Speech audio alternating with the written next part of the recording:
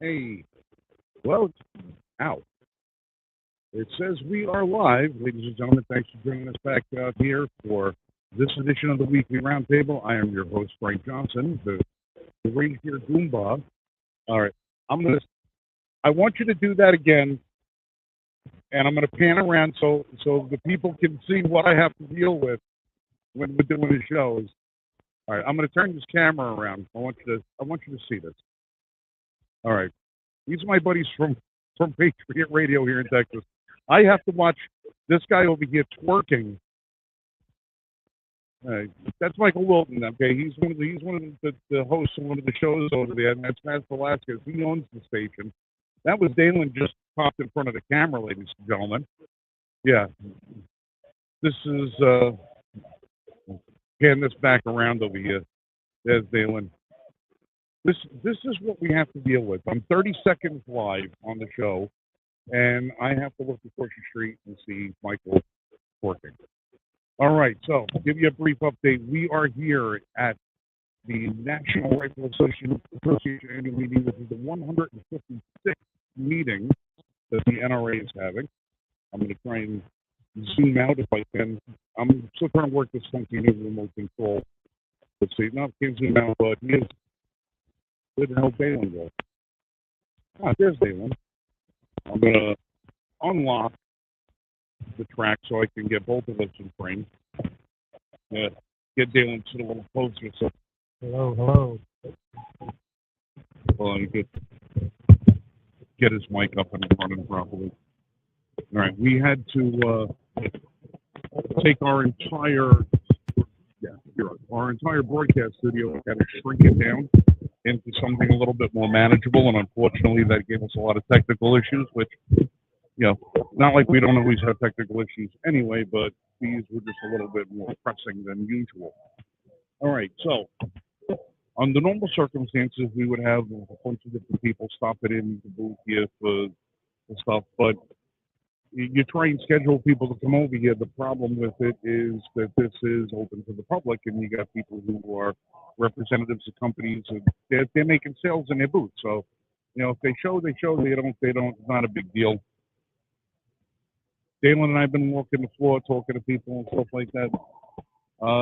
Give you the impression so far was this, how many acres is this? 14 acres, 2 million square foot. 14 acres. This is a huge facility, and you get tired hooking one into the other, that's for sure. But every one of the manufacturers that we've seen has been here. Every small manufacturers, large manufacturers, everybody. But those guys in next door are really freaking loud. Yeah, you're gonna get it. Yeah. With a row with what, 3 to 4 rows of podcasting going on, yeah, you're gonna get some noise. Yeah, I think we've got like 25 different podcasts that are all going up here at the same time, and pretty much everybody's running the same format except Writing with Charlie. He's been doing his little half-hour segments, but he's not doing it live. We are coming to you live, so it is what it is. Okay, so quick update: we are 8 days away from the grand opening of Farmer Strike SSL in Mint Hill, North Carolina. Finally took the leap, opening up our own gun store. It's going to be pretty cool. 400 square feet, it's not huge, but we're going to be able to get you all the same stuff everybody else gets at a decent price. And when we announced that we were going to be opening up the gun store, I got a package in the mail about a week later from Henry Manufacturing. And Anthony Imperato, the owner of Henry, sent me over a couple of huge boxes full of Henry swag with a little note that said, "Congratulations on your new store." I could not tell you how amazing that is when you have somebody from one of the most reputable companies, instead of saying nothing or wishing you ill, just takes it upon himself to say, whatever can we do to help you guys become successful, and sent us a bunch of stuff. The man is just going to turn a mensch. And earlier today, I happened by him, and he said, "Here, come in. I want you to stop in and grab a photo with me. So there's myself and Anthony Imperato, the owner and CEO of Henry Rifles. Henry Rifles, some of the best rifles in the business, run by one of the nicest, most sincere individuals you will ever know. You want to buy yourself a good rifle and support an American company. It's made in America or not at all. That's Henry Rifles. So you give them a shot. If you want, you can always order one or come into the store and pick one up with us. Yes, sir. Yes, we can. So, Dalen, you've been walking the floor for the duration of the day today. What has been something that stands out to you so far?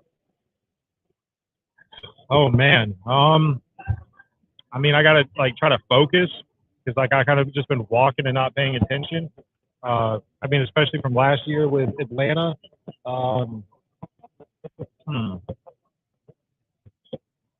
not sure, honestly, to be completely honest with you. Now, I've seen on social media everybody's got some cool stuff out and about. So I know Taurus just released the RDX, something like that, for their little 9mm PCC. So that was getting a lot of attention at their booth. I do definitely want to go check it out. Let's see. Lock is here for Lock Grips, showcasing some of their new patterns and for all their guns. Feel fantastic, so that's pretty cool. We got Genesis Arms. That's really awesome for the semi-auto shotguns. If you've seen those. I haven't gotten a chance to see them online. I've only been able to see the social media stuff. They're right over there. They're not far at all. And huge shout out to Iron Monkey Rifle Works. They have one of their guns in a chrome finish. It's immaculate. We have LTT, Langdon Tactical, not too far from us as well, and they have a HK 45, USP 45 that was done by Iron Monkey. I mean, polished DLC finish with scroll work. Anything they touch is amazing. So I would definitely urge you to go check that out when you can, because they just do fantastic work, and it's awesome to see them do more and more with these awesome companies. Yeah, now, if you hear us talking about something, unfortunately, YouTube doesn't allow us to actually bring a gun on something live because they kill the feed. It's censorship at the worst degree. I mean, this is an event where every single firearm in this building has been rendered useless. There's no firing pins in them. There's no strikers. There's no way for the guns to go up. There's not even any live ammo in the building. But we still can't show you a firearm. So if you hear us talking about something and you're curious about it, I'm going to encourage you to bookmark the show, hit like and subscribe, and hit the little bell over there so you can get updates, because we are going to be visiting all of the booths and doing a little video that we can actually show you this stuff without YouTube censoring the living crap out of us. So if you want to do that, we'd appreciate that. Any like, subscribe, and share would be fantastic. I gotta zip onto the comment section over here. Hey, Dal Grimm, welcome, Dal. It's good to see you over. Dal, this invite is in the box. You know where to get it if you want to join up on the show and spread some of your bearded cheer. We don't have quite enough beard in the booth with us today. But we started today a little bit late. Like I said, had some technical difficulties, and we actually waited a little bit for some of this to die down over here, so that as we get people walking back and forth. What the hell was that? Did you just hold the camera to Zoom? I didn't. The last thing anybody wants to do is zoom in on me. Right. All right. So what I'm going to do, actually, I'm going to reposition this camera to get a little bit of a wider shot on it. So don't mind me for a minute.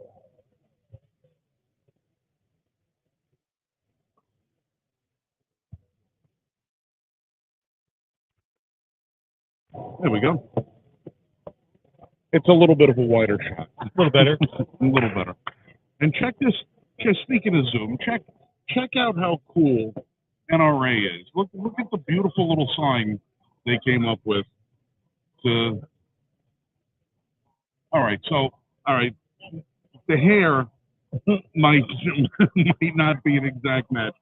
Style-wise, it's okay, but the color might be a little off. But I think it's a fairly decent representation. All right, so we went and visited Henry. I ran over to Rock Island Armory. Rock Island Armory, we brought you guys a video of their new folding shotgun called the Pack Out. Their 12 gauge pump shotgun. I think it's 4-in-1. It flips, folds like a switchblade and a shotgun, combined into one. We're going to be getting one of those onto the program soon to do a review. But if you haven't seen it, that's a pretty cool gun. We're going to be bringing you a video of that too. I also have some not show notes, but cards of who we've been visiting. All right. OA Defense. We were visiting them earlier. Heather Eckhart, she's one of the reps over there. She's going to try and be with us tomorrow during the show. They are making a really cool polymer frame 2011 competition style. I picked this thing up. I thought I was holding a Keltec for a minute. The thing has no weight to it, but it is so light, but so solid and feel. I don't know if you saw those things yet. Really nice 2011. Not exactly what you would say the most affordable price point. Starting off at like $1,500 for it. Those things are up there. And to counteract that, I was just over with the people at Apollo Arms, and we're going to be getting one of their 2011s in. 2011 double stack in 9mm. These guys are based in Florida. They're now a part of the Canic family. So these guys are all under the same umbrella with Century Arms. Century Arms is now their distributor. So if you're going to look for an Apollo firearm, you're going to have to go to Century Arms or stop in at your local FFL, just like Primer Strike FFL in Mintville, North Carolina at 1802 Fairview Road, and you can order one there. Really nice guy. What, about 2 years ago they got introduced, 2.5 years ago? I'd say so. I know they kind of came into the game, and it was like, whoa, what is this? Haven't seen this before. So yeah, I'd have to imagine they're more recent. Yeah, I mean everybody's used to the SDI staccatos. Everybody's sort of coming onto you have the Cossaint arms, Quotient arms, whichever. Quotient was one of the first ones that started with the polymer base. But you're talking about guns that are retailing $1,900, $2,100 for entry-level firearm. And Apollo comes out with a gun that's rivaling that kind of look. I don't necessarily know if it's going to rival the performance, fit, and finish. But as far as getting the job done, it's getting the job done for $8.5. So, a lot of people were interested in it. They sold and moved so many of them, they outsold themselves. So now they were playing catch up, so they've had to do a lot of investing and expanding. And in the process of doing that, they went into the Century Arms family so that Century Arms could help them with distribution. It was just, the gun took off in popularity before I think they realized that they had a tiger by the tail. So, sometimes success can be a bad thing for you, because if you don't anticipate it, as soon as you start missing orders or failing your customers because you can't get the gun out in time, people lose faith, they lose confidence, then you lose sales, and you lose business. So you don't want to do this. So these guys, at least at Apollo, they're trying to make up for that. So they've been doing well. Hey, I just seen my buddy Michael Vasquez just jumped in from the Bronx, New York. Michael Vasquez, New York's only true independent journalist. Mike, how's it going? It's doing pretty well. It's Friday, and it's only about 77 right now, so it's pretty good weather. I'm enjoying that. Wait, 37? 77. Oh, I thought you said 37. I said, Jesus Christ. No, that's old man ears. Yeah. Even though I'm older than you, so whatever. It's not the years, brother. It's the mileage. Yeah. So what's going on?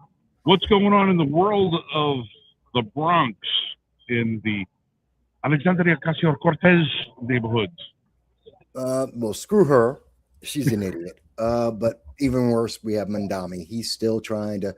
He has paid somewhere between 5 to 10 times more than is necessary to open up a bodega. You know what that is. For people who don't know, the small, basically a small corner store, a little tiny shop where you'll pick up things like cigarettes, maybe a can of soda, some candy. It's really not a lot of food. It's just a small little shop.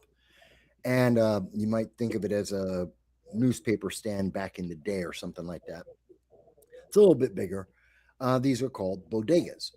They're all over the place. I mean, pretty much every other block has one of these stores throughout the entire New York City, especially the Bronx. Uh, and for the size of a slightly large bodega, one of these corner stores, um, Mondami's paying $30 million. You could literally open 5 to 10 of those bodegas for that money. And he's not only doing it to that price point, they won't be done until the end of his first term.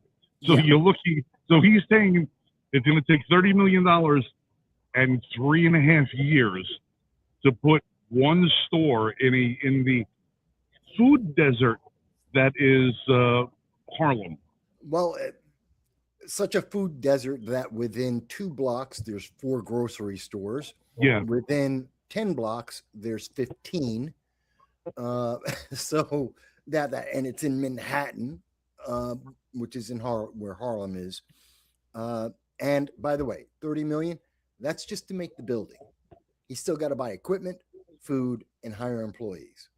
So it's a $60 million.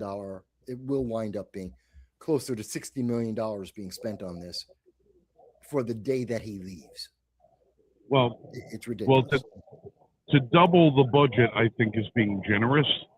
You're probably looking at 120 by the time it's all done, because nothing comes in at the price it always comes in, at least triple. No, But I wouldn't be surprised by that. I'd be shocked if it didn't. It's ridiculous. And then I've got Kathy Hochul. She's coming up with her brand of stupidity at this moment. She wants to fight with ICE. You know, we saw Eric Adams, Mondami, and her all say 2 years ago that New York is going broke. We're losing at least $5 billion, at least $5 billion a year because of illegal aliens, 200,000 of them. And so America votes to deport illegal aliens. And so she wants to fight the American public, knowing that New York is going bankrupt. New York State is going bankrupt. And one of the big parts of that is illegal aliens that increase crime, increase human trafficking, increase drug dealing. And she wants to keep them. She wants to fight Trump and keep the criminals. She wants to keep the thing that's making New York City and state go bankrupt. Does that make any sense? well, well, it does. It does make sense. You know why it makes sense. I know why it makes sense. But the reasons it makes sense are all illegal. Why it makes sense, and they won't own up to it, because then it validates the reason why we want to deport these people in the first place. So, we know why they're here. We know why, and it's not because, according to the trope that they use, well, who's going to pick our vegetables? Which I find, isn't that kind of racist to say that that's all they're good yeah, for? well, that's what they say. They say, who's going to pick our vegetables? It's such a racist thing to be able to, because now you're ascribing that's the best that these people can aspire to, is that they have to pick vegetables or clean hotel rooms or mow lawns or do what is basically the equivalent of menial work. It's the work that needs to be done. There's no question about it. This is work that needs to be done, and it's traditionally not work that's not necessarily the highest paying work, but they ascribe that to a group of people as if that's the only thing they're capable of doing. The same way that, Mike, I'm sorry, but you're probably not going to be allowed to vote next time around, because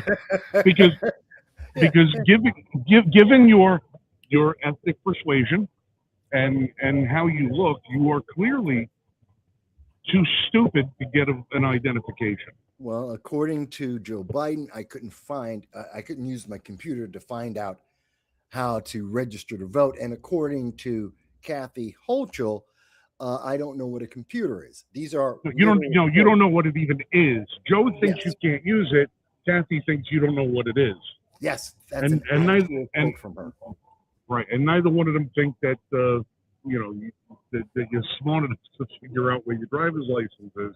And Meanwhile, because if they actually ask black people, 76% all say we want voter ID, and there's no black person in America that can go to court and say I couldn't vote. There's never been that court in modern era. In the last 40 years, there's no black person who's gone, I couldn't vote. Doesn't happen. It's not a reality. But Spamberger is the one I think you must be. Aren't you losing your mind about Spamberger in Virginia? No, I'm not. Are they talking about it down there? Yeah, but here's why we're not losing our minds about it. Is because people who have more than 2 brain cells that they could rub together for warmth knew that this was going to go the way it was going before it was going to go that way. We knew that this was a communist tyrant who would be taking over the governorship of Virginia, and that she would be imposing the most draconian gun legislation in the country. We knew it was going to happen. But the only problem is 99% of the people in this building, 99% of the people that are outraged about it, don't vote in Virginia. It's the people in Virginia that decided, oh, we don't need gun rights. Oh, wait. Oh, she said she grew up in a house of guns. She has law enforcement in her family, so that she's obviously pro Second Amendment. Our gun rights are safe with her. Yeah, obviously not. And there was no reason to ever think she was going to. She is such a virtue signaling Democrat. And I say it in that way because lots of Democrats own guns. That's fantastic. You're an American, own a gun. I don't care. But there's a lot of them with virtue signaling that are like, no, you can't own that type of gun because I don't like it. And we've got to have our government come into your house to find out how you stored your firearm in your house. And that's just, they've been trying that in Minneapolis. They're going to try in Virginia. We got to come into your house. How did you put away your firearm? Well, look at the bullshit. Well, look at the bullshit they're doing up in Rhode Island now. All right, Rhode Island passed their legislation where they were going to outlaw assault weapons, even though not a single one of them can define what an assault rifle is, because there's no such thing as an assault rifle. Absolutely true. But they turned around and they said, we're going to grandfather in all the people that if you already own one of those evil, scary black rifles that shoots, 65 trillion rounds a second, we're going to grandfather that in so you don't have to worry about that. Well, they had the chief Democrat of the House legislature up there said last week that they were going to repeal the grandfather clause of that so that people would have to turn in their evil assault rifles, because it was just the first law was just the first step. It was the first step in their plan. Who fell for it? The people of Rhode Island that obviously don't pay much attention to what history has told them, that as soon as you give an inch on a right, you're never going to get it back. And that's what's happening. That's what's happening in Rhode Island. So okay, that's the first step. This is the next step. How many more steps are there? Because what's your final? Like I said, what's the final step? The final step is going to be: you don't vote like us, you don't think like us, get on the railroad car. That's the final step. Yeah. Because you won't that's be able to what defend yourself. You won't have the gun anymore. Right, because history says that that's what happens when you disarm the people, is you wind up like they have in Iran, where 30, 40, 50,000 people who voice an objection to the government get gunned down in the street, or they get hung in a public square because they have the voice of dissent. Because if you disarm the people, that's what happens. And Rhode Island, really, Rhode Island. A team takeover at a mall has got more ability to take over your entire state. So you really want to disarm the people that are going to defend you in the event that something happens? Your own citizenry? That's, there's, Rhode Island isn't, even if they wanted to try and make that case, I mean, it's not like they're Chicago. I mean, if Chicago said something stupid like that, I would at least understand the reason, because more people have died in Chicago since the beginning of the year than have died actually in the last month. Literally in the last 30 days, more people died in Chicago than died in Iran, Americans in fighting Iran. It tells you something there. So if they said it, I'd say, well, it's still the wrong answer, but I understand why they're trying to sell that idea. It's Rhode Island. It's Virginia. They can't make that claim. That's not the case. And the thing that bothers me about Virginia is the birthplace of George Washington. Yep. Mm-hmm.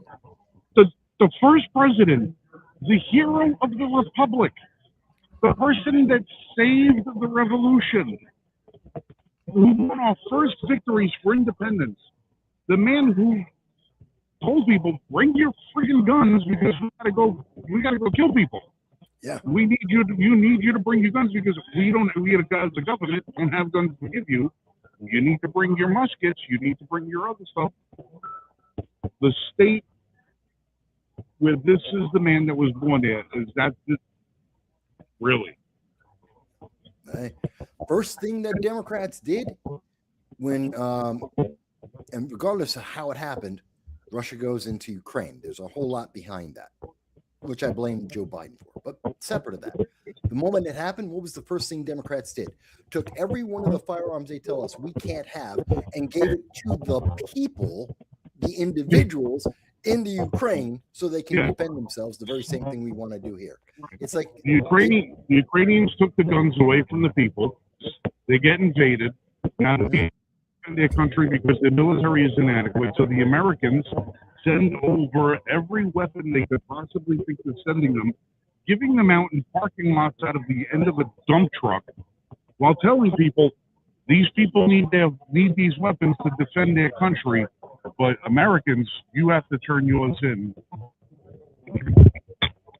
Do they not see the irony or the hypocrisy? It apparently they don't, but I see.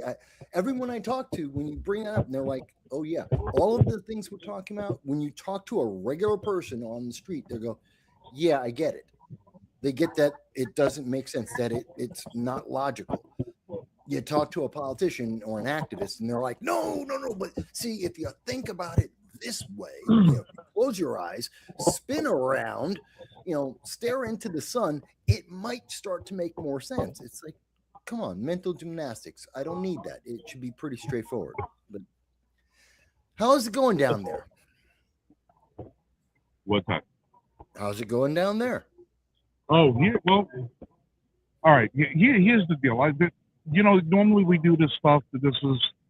My agenda's always been for trying to do what I could to the Second Amendment community and this, that, and everything else. And it's always been putting everybody else's interests, and I'm just the facilitator of those interests. Being here this time around is, I hate to use the word selfish, but kind of self-indulgent reasons why I'm being here, because now, after all of the years of doing this stuff and the relationships that I've built with a lot of these people, now it's time to start cashing in on some of those relationships of trust and camaraderie with people, so that I can better facilitate my own, business. So this trip down here, right? This trip has been. Yourself.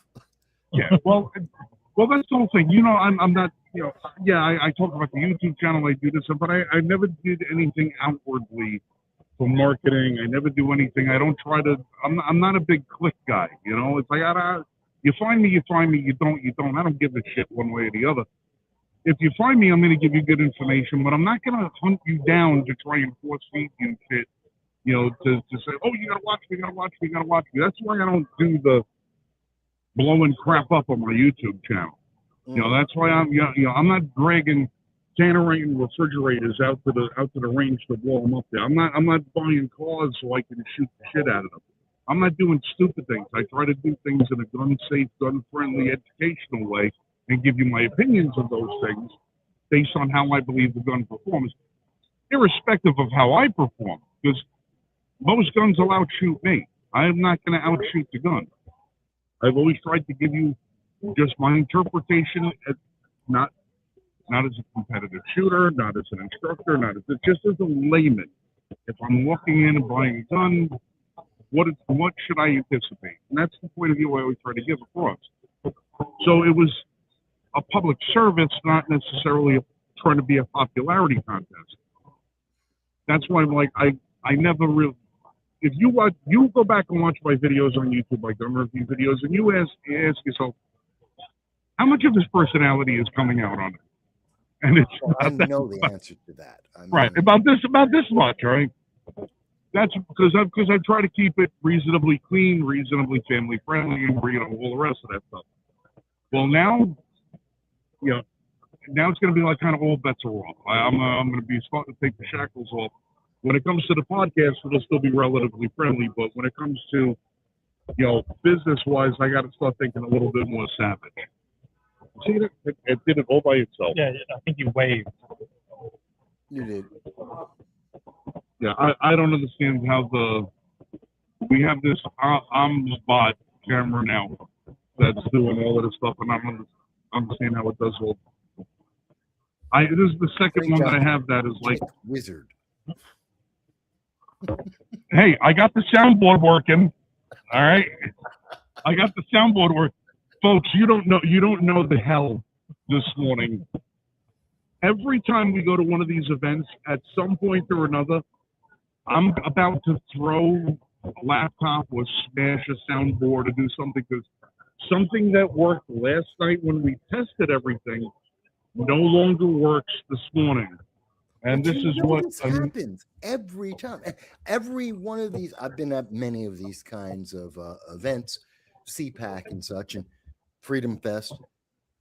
That's normal. There's something always goes wrong 10 minutes before you're supposed to be on live.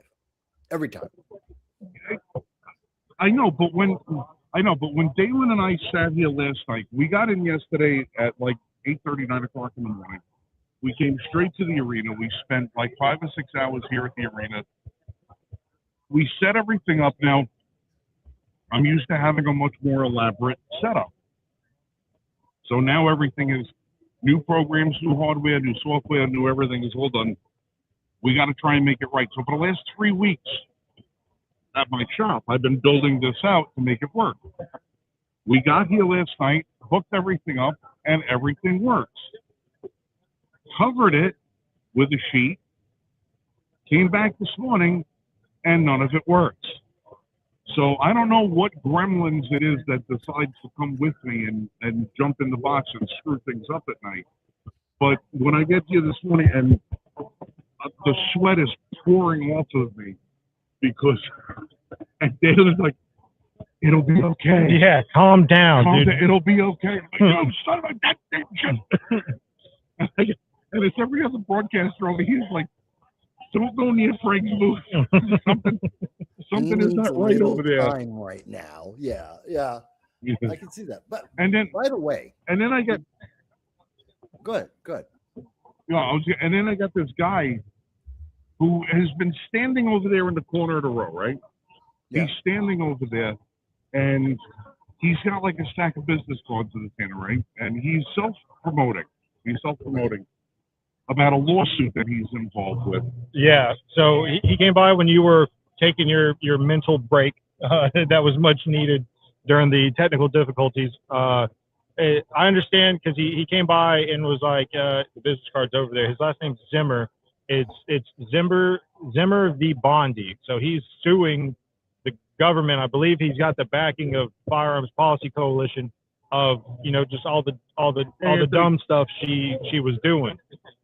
You know, to really help, you know, hold government level officials accountable. So Right. it's the Anytime you want. Come in. sentiment is there. It's like, and I fully back it because I don't think enough people are doing it. And I understand it's you can't just, I mean, you could sue the government, but if you want to do anything official and efficiently, it's cost entirely too much money. So where it's, we're supposed to be the land of the free. So, but why is it trying to do anything in an official capacity cost prohibitive?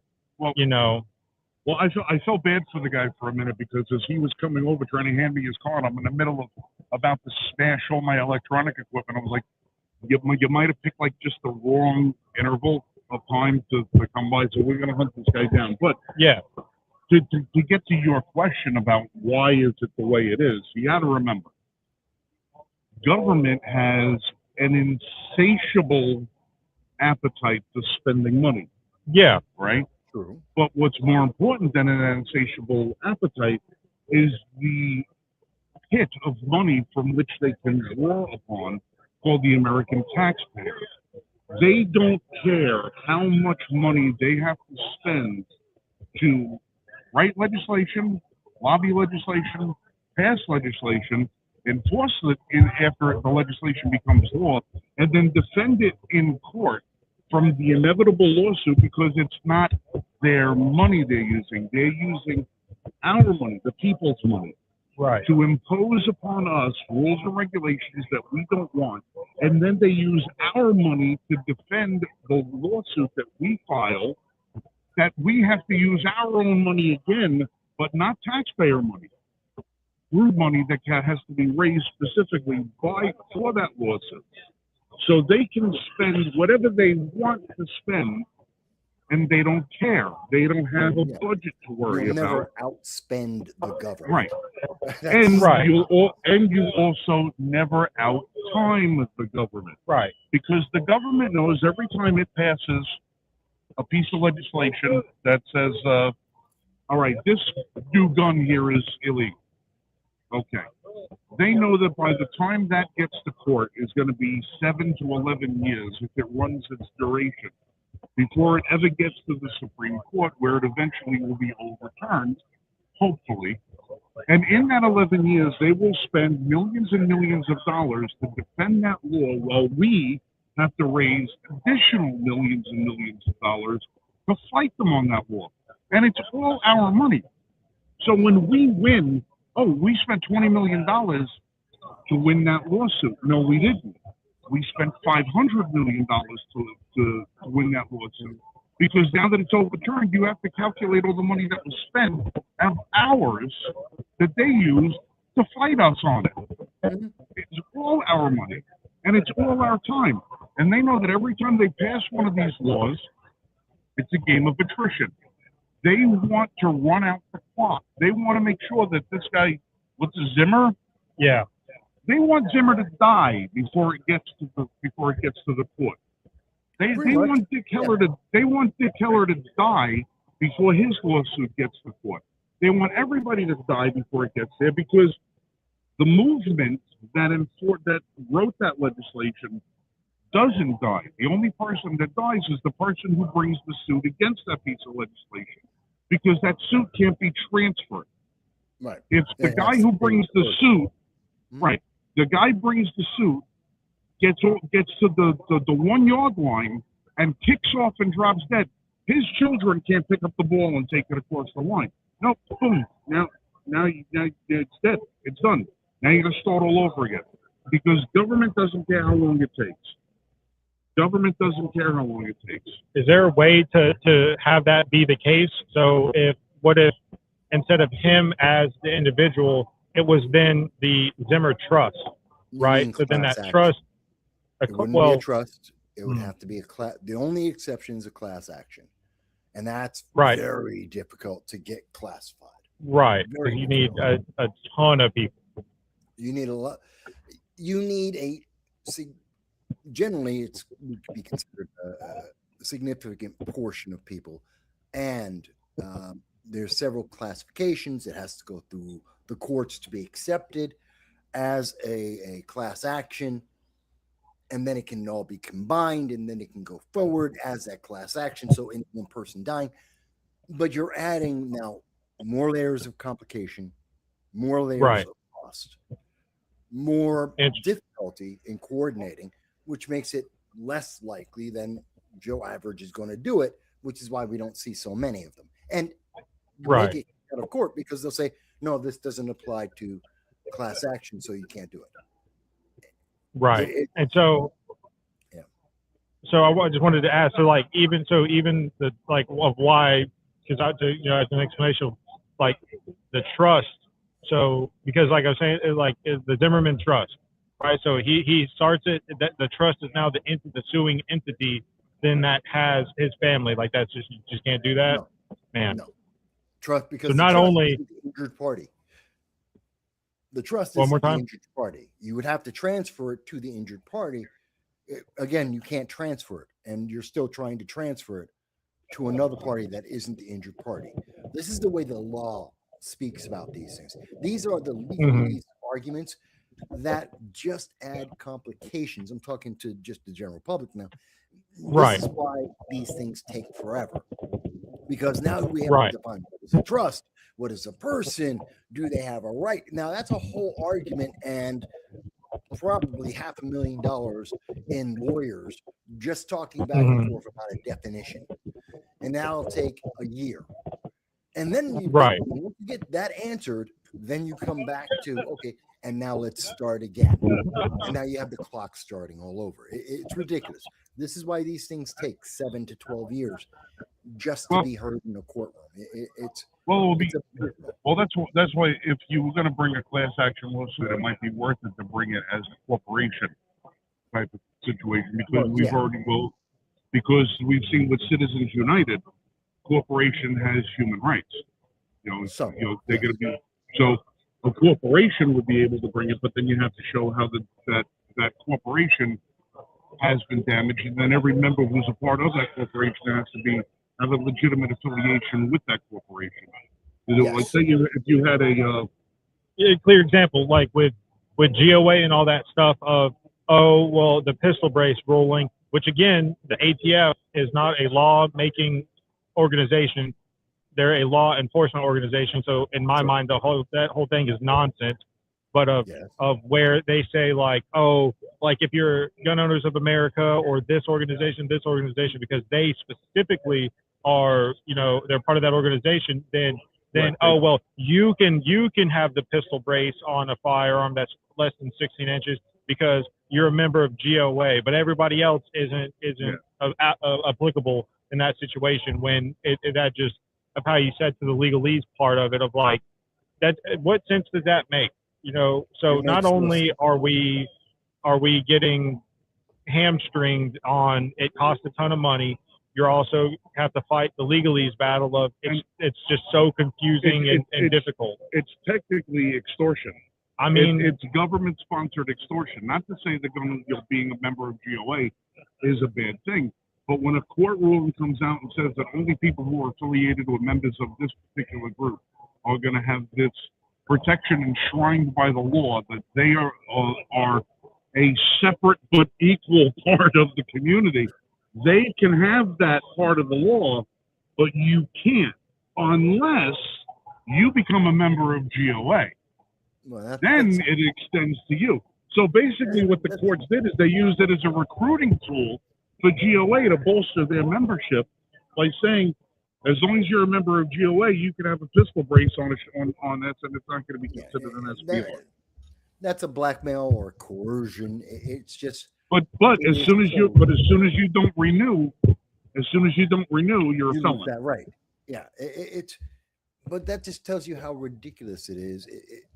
This is why we have to be so careful about people we elect, and we have to hold them all accountable. We got to make sure when they screw up, you get rid of them. You don't reelect them. You don't negotiate with them. Get rid of them. Get someone better in place. Don't be like, well, next time they'll get this. No, screw you. You screwed up. You're done. If it were a job, they'd be fired. Get rid of them. Hire someone else. Well, I had my inspector come in from ATF a couple of weeks ago to do the inspection. Yeah, you should talk about that, but go ahead. Right. So we had this gentleman come in who shall remain nameless, and we were discussing a couple of the things that when they do. And I said, well, what? And he goes, well, no, I have to check this week. I'm like, what do you mean you have to check this? Well, things change all the time. Things should not be changing all the time because the ATF is still changing rules and regulations that they don't have the authority to freaking change. These things all have to be done through a legislative process, not an administrative process. The courts have ruled on this, but yet it's continuing. They're continuing every week to change things. And now we said that they're messing with the pistol brace rule again over the last couple of weeks. Yeah, and this is all been settled. This is settled. It's not even like, ooh, maybe. Right. Well, this is why nothing is ever really settled when it comes to these things, because the court defines when they come out with a judgment. The definition of who it's applicable to and what the judgment is for is, not to quote scripture, but it's like, passing a camel through the eye of a needle. It is going to be so specifically written, so specifically geared, so specifically aimed that any interpretation beyond it gives somebody the ability to write a new piece of law that, just like in an alternate universe, uses the exact same language as the previous law that was found unconstitutional, but they change one letter in it. And they go, oh, dude, this is a brand new law. This is and then you got to start all over again. It's a different font. The law is written in a different font. You have to start all over again. The ink is a different color. You got to start all over again. It was sponsored by different people. You got to start all over again. And they keep doing this. And the courts, we see it in the lower courts when you have these proactive judges that will come out and issue blanket rulings to stop an administration from doing something, regardless of how it's done. But then the courts don't, the Supreme Court will never come out and say, listen, American citizen is allowed to carry a handgun, leave him the frig alone. Stop writing your bullshit laws. American citizen allowed to own whatever rifle or shotgun he or she wants.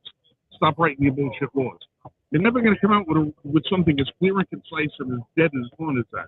It's going to be a matter of, well, if you interpret the judgment, if you interpret the ruling, if you interpret, I'm tired of interpreting. It honestly shouldn't be that way, because even wasn't Chevron and deference dropped here recently to where it's no longer up to the law enforcement agencies to whatever their interpretation. What is there to interpret? Like it's crazy that you can go to other countries that allow firearms that I've heard. So like in Italy, suppressors are mandatory almost. If you're going to go shoot in a public place, you have to have a suppressor because it's loud. It protects your hearing. It's not as bad for everybody else involved that might be near you. So, okay, cool. So, but now we have a $0 tax stamp, so it's just as good. No, it's not. That's a compromise that could then be flipped the other way, which some senator or governor already did. $0, but if we account for inflation, now they're $4,000. The tax stamp was introduced to be cost prohibitive in the first place. Keep doing it again. But so you're just backing the point that it's supposed to be cost prohibitive over here. Okay.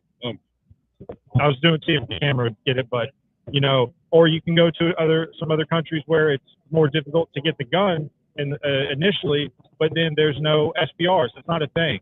Oh, this company sells this gun like this. That's how you buy it. What the ruling for tax stamps is dumb. For SBRs is dumb. If you have a AK with no brace, but now you want to put a brace on it, it is now longer. It's more safe because you have 3 points of contact and you're more accurate with it. So in my mind, all the way around, it's better, it's safer, you can be more accurate, which then is more safe because you know what you're shooting at and you're going to shoot where you intend. And it's not as concealable, which if we look at statistics, no NFA item has ever, I don't want to say never, but the numbers are incredibly low. And it just, from a logical standpoint, which we all know the government doesn't operate on logic, to It just doesn't make sense. There's no, logically speaking, for what we're doing with firearms and how the Constitution says, hey, the right to bear arms shall not be infringed, period. And like, oh, but if you're part of GOA, then you can have a pistol brace. And it's like, why do I have to pay you for a right? Yeah. The pistol brace in its Because if you pay for, I'll tell you the answer. If you have to pay for a right, then they can tell you it's not a right, so they can take it away. Right. They can tax it and they can regulate it because it's not a right because you're paying for it. It's Right. the loop. The whole thing's a vortex. No, absolutely. Down, down, down. But let me take a second to step away from that to something a little bit lighter. So you're at the event right now. You're getting to meet some people, but you're also taking a moment. I'd like to think that you've taken a moment. Have you told everybody about what's going on with Primer Strike? As far as what? That it existed, what it is? Did you tell I mean, people? anybody with a set of ears, absolutely. If anybody's willing to listen, Frank's telling them. Well, We're already out of stickers. I was waiting for you guys to come on. When I came on, I don't know if you've talked about it yet. Have you? I'm holding up a sticker to the wrong friggin' camera.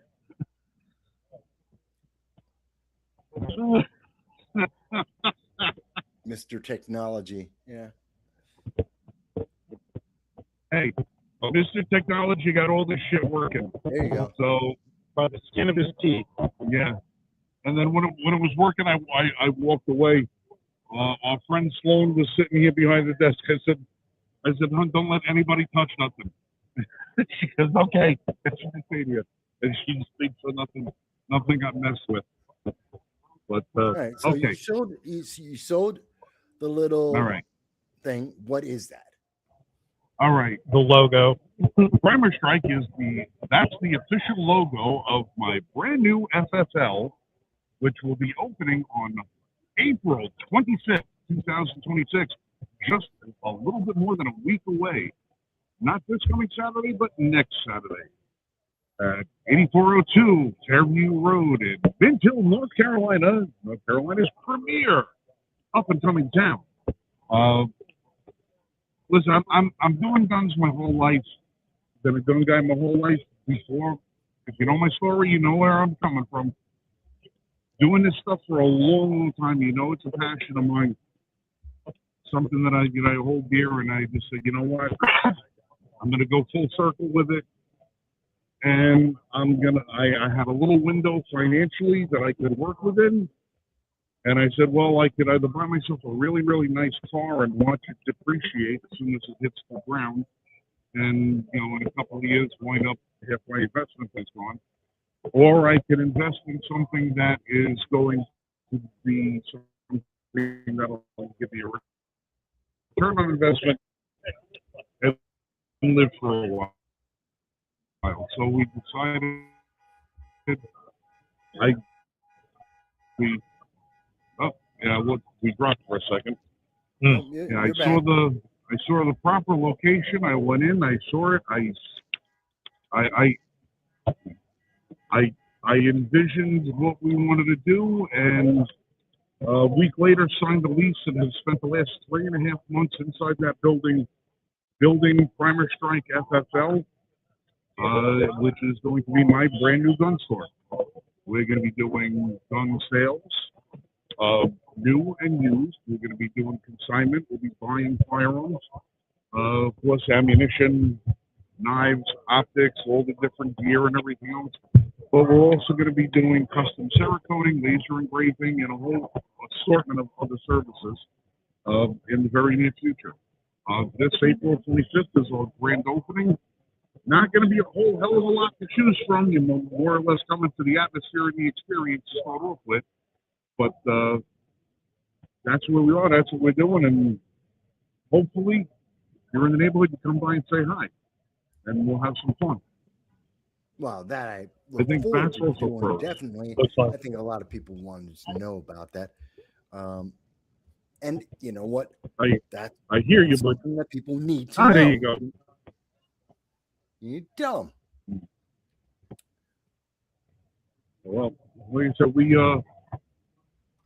You know, it just doesn't make sense for me to be standing there working behind somebody else's gun counter, putting all of my, I mean, yeah, you get a paycheck, but you're not appreciated. The customers appreciate you because you're trying to, give the customer what he or she needs. You're trying to, help them make the proper decisions for themselves. And a lot of times that guidance goes beyond what you're doing at the gun counter. Sometimes it's out at the range. Sometimes it's in person. Sometimes it's with a phone call or a text or an article or something.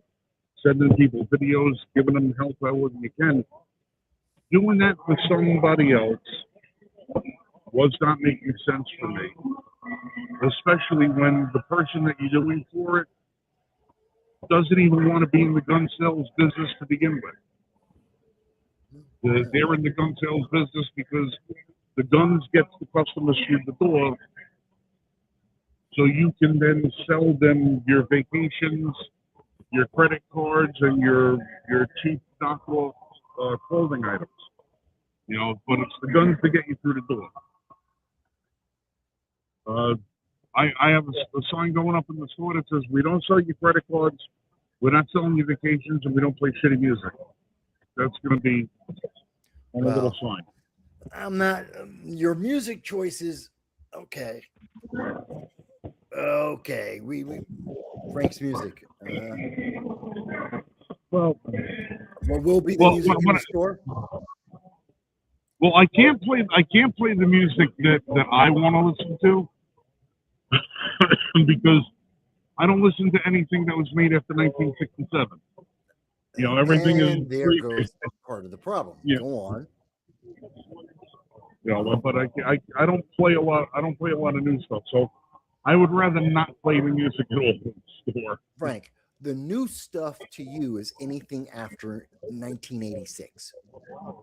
That's new to you.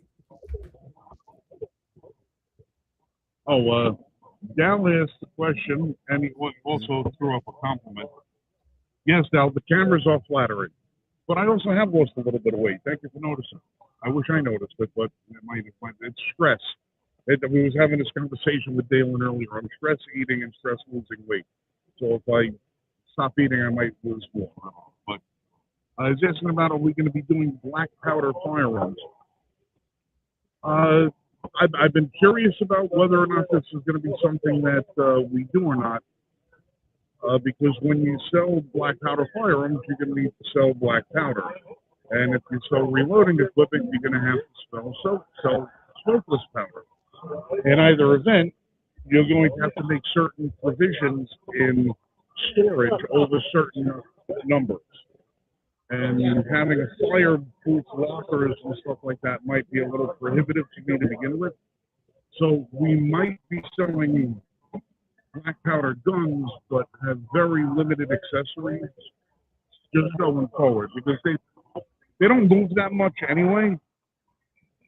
We'll certainly be able to order something for you, get it in. That's not that won't be a problem at all. We know several companies that make the black powder stuff.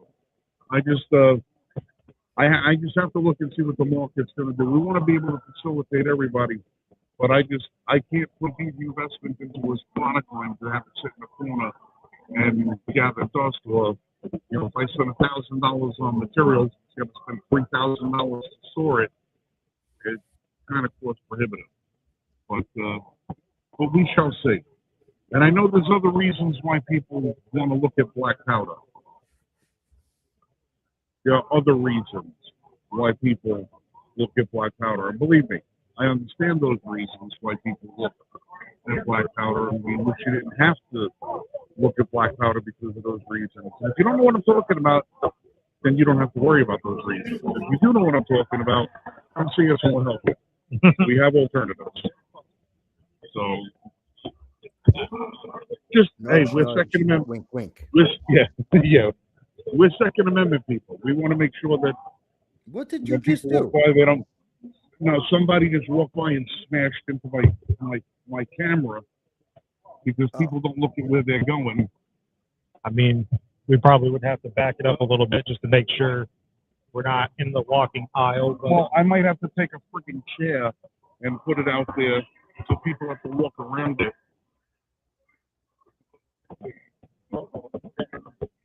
There you go. That's good. Yeah, but I had it out there a little bit so that it would I understand, but we can move the whole table back. put the camera move back with us, so we have to do that. All right, so here, let's move back. We're just gonna shift for a second. That way we can keep the wide angle. I'm gonna pull this. Masterful technologies here. Look at this, folks. This is You masterful. want to shift it all the way to the side so we can walk around?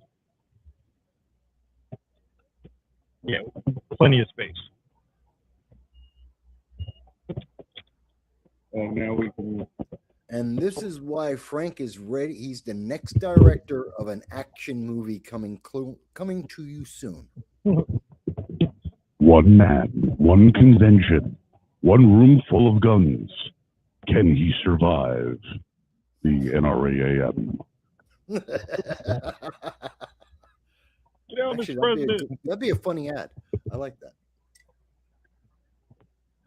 Well, hey, I got the voice for radio and the face to match. So Yeah, now your volume's low. Bring your mic up closer to you.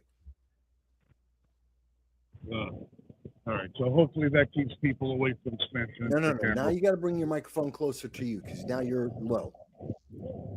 Well, I got to move the There you go. computer. We'll switch microphones then. That works. We're down to one sticker. I have one sticker left to give away. You know how these shows work. People come just for the stickers and then the patches. Everything else is an afterthought. But I mean, hey, no better way of advertisement. Or a cute girl giving out a patch. That'll work. Yeah. Well, yeah, but yeah, I don't know. I'm not a big sticker. I'm a sticker guy, not a patch guy. I'll take a sticker or a patch from a chick in a bikini with a M16. I'm a happy man.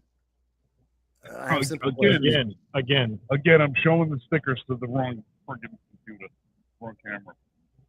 All right, so let's pan around for a quick shot and see what's going on.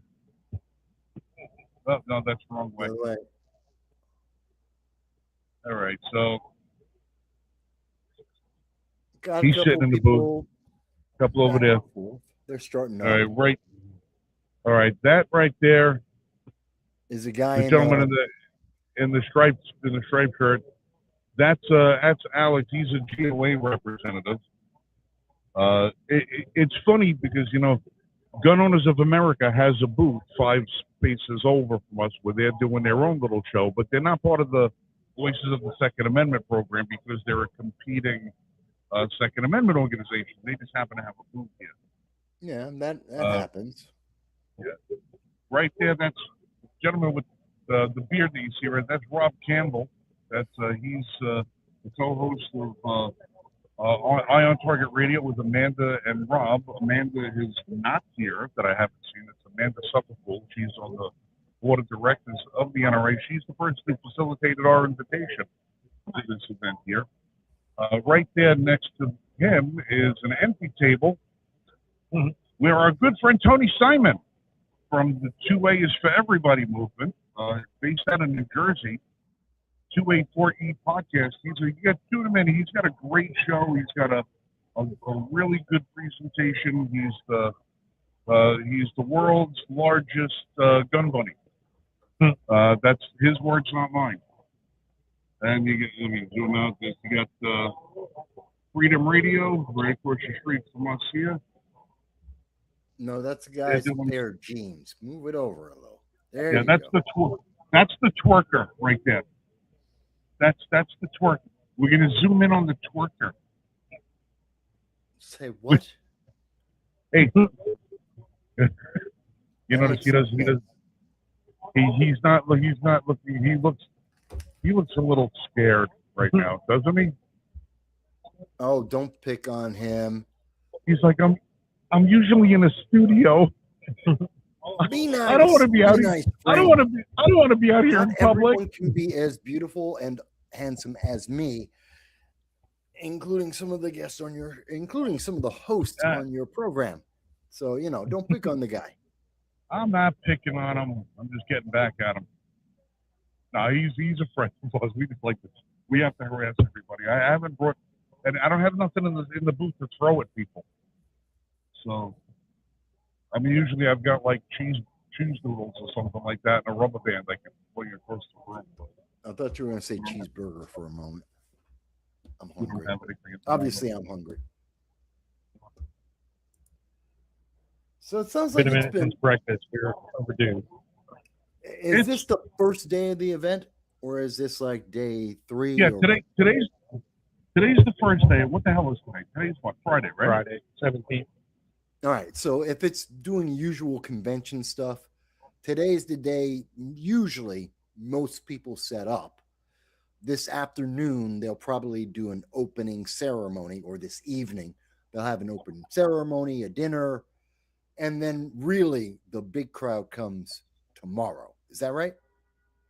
Well, Wednesday, Thursday, and Friday they allow setup in here. Only Friday up until a certain point in the morning because they open the doors to the public at 9. The public's allowed to come 9 o'clock. But Friday, you have to remember, not everybody's traveling to Houston to come to this event. Right. Most of the people who are going to be here live in Texas. Most of the people who are going to come to this event work. Right. So if you have a good portion of people are going to be at work today, they're not going to be able to make it to this till tomorrow. So tomorrow is really the big day. Tomorrow is the day that everything gets crammed into that window. And then Sunday is a little bit more laid back. The show ends a little earlier on Sunday. We're going to be probably out of here at 2 o'clock on Sunday because we got to make it back to the airport and on the plane by 6:30, to get back to North Carolina. So, we have to make sure we have enough time to pass the TSA and everything else. And now I have to figure out how to ship this big giant poster back to North Carolina. So I gotta figure that out. I have the one from last year, but this one's way cool. We have some sort of congressional security contingent. Really? That is, Don't. I think you see who's here. Sure, they can. Hold on. It's public space. All right, hold No, on. you go around the other way. Yeah, I know. I didn't know who this was as they walked by, but that's the security guy. Okay. I don't Who's the know woman? who this is. I don't know, but Is it the woman, or is it the one that's behind the big guy who's I standing don't know, dude. next to us? I think it said it was like I don't know if this one guy's in the way. I can't see him. There's a Hey, guy. the guy with the white hair should push people around. Okay, you got the big guy with his back to us. There seems to be someone with a brown coat on the other side of him. Or is that a skirt? So that's a woman, maybe. Well, you and Dave will discuss for a minute. I'm going to go over and just take a look around the curtain and see if I can't recognize the representative of the individual. Yeah. Question. I'm not sure which one is. So just for the audience who are watching right now, so all the guys in the blue are pretty obviously security individuals. We can tell that. yeah. And they're obviously looking to make sure, obviously they want to secure whoever their target is. It looks like it's someone official. Now, it looks like there's probably a campaign manager. That would be the woman next to Frank right now, the black suit. Mhm. Yeah, definitely something of state level, I believe. For Texas, I would have to imagine.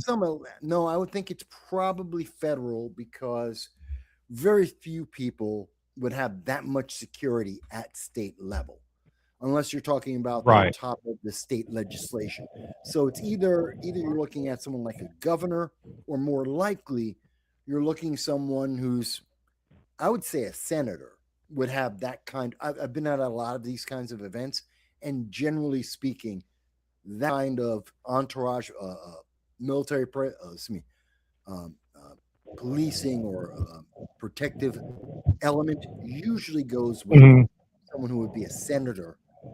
In my opinion. Yeah. I think it was like, I think I've heard like vice thrown around. So like, any updates? right. So security is tight-lipped. I asked the guy, "Who are you guarding?" And he says, "A VIP." I says, "Can't give me a name." He goes, "No, I can't give you a name. I can't tell you." Okay. You're in a public space. That's his job. I know it's his job. I've done congressional security myself. I know that's the job, but when you're in a public space and you have people walking around on you, Yeah. if I'm this is going a public to. I'm going to official or say. public figure, You tell me if I'm wrong, Frank, because we've dealt with this. We've been on them before and all that. we've done with it, yeah. Yeah. So I'm thinking that looks like either like a governor level or a senator level, the way they seem to be setting it up. Do you think that's more? It's not governor level because he's not. He was here last night. The governor was here last night. So that's and out. This is right. It's not unless it's maybe attorney general candidate or gubernatorial candidate for the next election. I don't know. I got a quick look at the representative. I was thinking my first thought was, is that Ken Paxton? But no, I couldn't really tell No, who it Paxton was. definitely would have a bunch of cameras and people around him. Could it be Ted Cruz? No, believe if it was Ted Cruz, he would have come over and said hello. Someone would leak that, right? No, if it was Ted Cruz, he would have come over and said hello to me. He knows who I am. The guy doesn't know who I am. Right. Well, I don't know who he is. I'll tell you what. I'm gonna go snap a picture. Why not? There's no reason not to. It's public space. Again, Right. folks, it's when you're at these kind of events, there's a lot of things that happen last minute. Some politicians who were elected officials, they're trying to work their scheduling and their photo ops and what's the recent polling. And so they make decisions last minute and everyone has to adjust to it. So you don't know who's going to necessarily be there until they're there. I know that I've covered CPAC a couple of times, and I've had President Trump come in and he's speaking, and you'll see his entourage will come in, 6 hours before he shows up. The building gets shut down 45 minutes or so before he actually arrives in the building. And then he speaks like 45 minutes later, and the building stays locked down until after about 45 minutes after the president leaves. So these things are kind of surprising sometimes who's actually showing up, because they like to keep it very tight-lipped until pretty much the moment the person hits the stage or makes himself known. At least that's been my experience with it, and in being at these kind of conventions many, many times. What do you got there, Frank? Well, I got to download photos into. Do you have an idea? Into the computer on the other window before I can share the screen. I know who it's not. not. So that's all right. I only got one good photo. I know it's not Jasmine Crockett. I know that it's not Beto, the fake Hispanic O'Rourke. It is a male. Well, how dare you I'm trying to gender the Democrats? They don't know their gender, neither can you. Go on. I'm sorry. Go ahead. Well, as soon as I can get this computer to work to my advantage, because everything is very slow right now for some reason. Well, the internet here is atrocious, and they know that. Well, it's not only the atrociousness of the internet; it's the fact that I'm trying to cut, crop, and stabilize and clear a photograph all at the same time. Yeah. Well, that's part of the problem. So I am going to do this. Present. We will find the person who is the part of this mystery. Okay, share screen. You are much more adept than I am of things. So. Yes, but I'm not in Texas. Yeah, I know, but oh, come on! I don't know why. Where's my regular screen now? You're sharing. Oh, there it is. You're not sharing. Oh, now you're sharing it. All right. Yeah, now I'm sharing it. This guy. I don't know who this guy is. I don't know who that is. I've seen him. And I thought I knew most of the candidates. I'm pretty sure that's a candidate, but I'm not sure for what. Okay, the image shows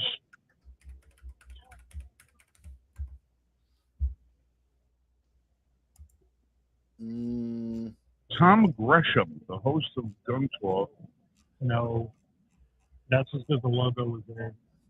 Did I think there's two people in there? One don't look like a VIP, and the other one does. I took a picture of one that looks like a VIP. The guy you have on right now actually looks like a commentator.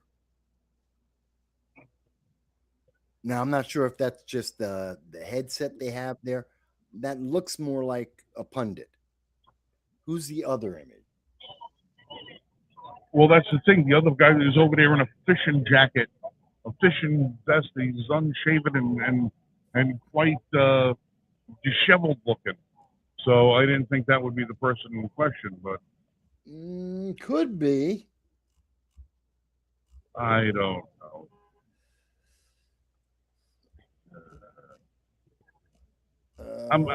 I don't know who it is. All I know is I don't know. Maybe he's no, it's not Paul. It's not Massey. I know. No, absolutely not them. I don't know. I could ask one of my cohorts around here, but they might not even know who the hell that is either. So Was it Crenshaw or Grenshaw? no, it's not Dan Crenshaw. No, it's an older guy. All right. And Crenshaw who gives a shit. It's easy to figure out. Yeah. I'm gonna go try one more time to take another picture. I'll be right back. Yes, please skip both people and also, ask someone else. Anyway, so wait, you know what? I got an even better idea. I've got an even better idea of how I'm going to do this. Oh God, are you going to try and take your camera with you? No, I'm not going to take my camera with me. Good, because I would say don't do that. I'm not going to take my camera with me. I promise. But I have a better plan in the works. This is kind of like Wile E. Coyote. As soon as the window was opens, that the other guy? The other guy?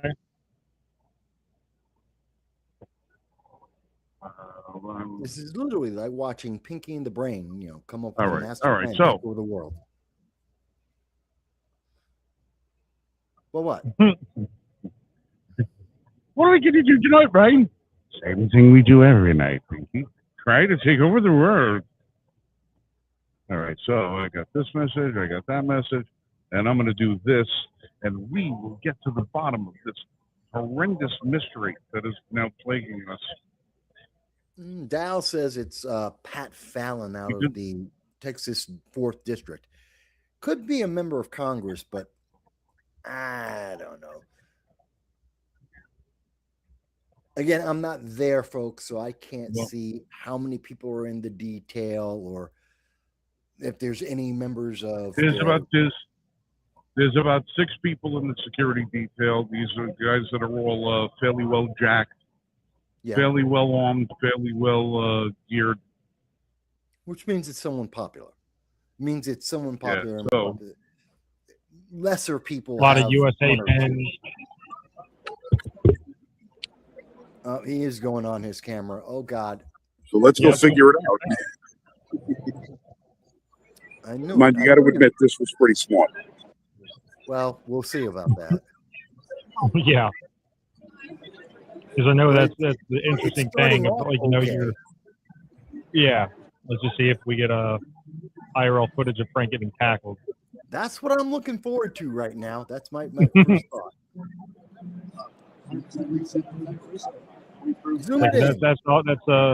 That's the very interesting thing of, like, I know it's, you know, that you have no expectation of privacy in a public place, but then it's like also these people have a job to do. Yeah.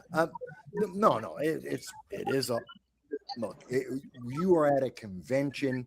Everyone's got cameras. Many of them are online at any given moment. Yeah. There is no expectation. Once you show up on the floor, it's fair game for anyone to take your photo, to include you in their live stream. And while I would not recommend, and it is not fair to, you know, walk over to someone's booth and like copy their material. But if you're passing by and you've got, you know, 5 seconds of I'm trying to figure out someone's face, that's just part of the job. I mean, I remember I've gotten pictures of Candace Owen, Dan Bongino while they're being interviewed and on their programs, because I was part of the press pool. I was at, I was at the conference, and they're fair game. It's, you know, okay. Now, again, you don't jump into their interview. Yeah. Fair game to take a picture of them. Fair game to include them. Like, hey, it's part of my coverage. It's fair game. So yeah, I get it. I understand. Wrong. Now, we've lost Frank's camera, his mobile camera, which makes me think, did Frank get tackled? Do we have any idea about that? No, he did. He most certainly did not get tackled. I can confirm that. He might be talking with him, I believe. I was so looking forward to him being tackled. I wanted to see that on camera. Yeah, that would have been fantastic. What up, man? If you'd like to jump on, for sure, absolutely. Let me take this seat, and I'll jump to 3. So that's 1. Who's coming on? He doesn't hear me because he took off his headphones. Sorry. So there is a guest coming onto the program in just a few moments. To set the tone for everybody, remember, Frank is currently mobile.